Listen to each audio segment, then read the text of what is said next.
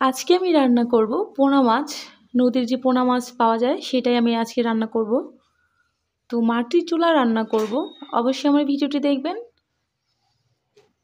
তো hello viewers, আসসালামু আলাইকুম, welcome back to my channel.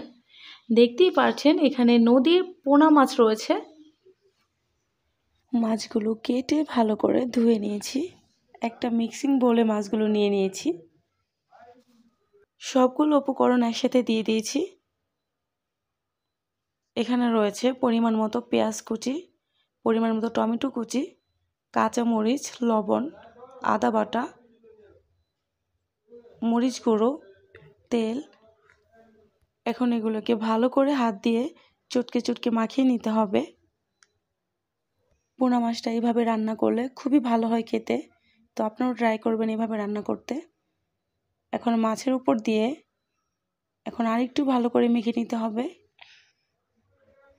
খুব ভালো করে মেখে নিতে হবে, কারণ এই মাখার উপরে ডিপেন্ড করবে আপনার মাছটা কতটা ভালো হবে খেতে।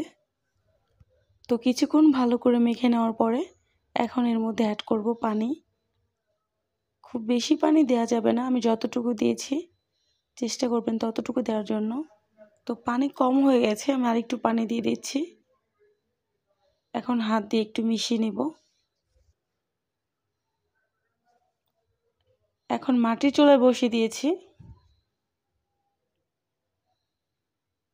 এই পোনা মাছ কার না ভালো লাগে, সবাই পছন্দ করে।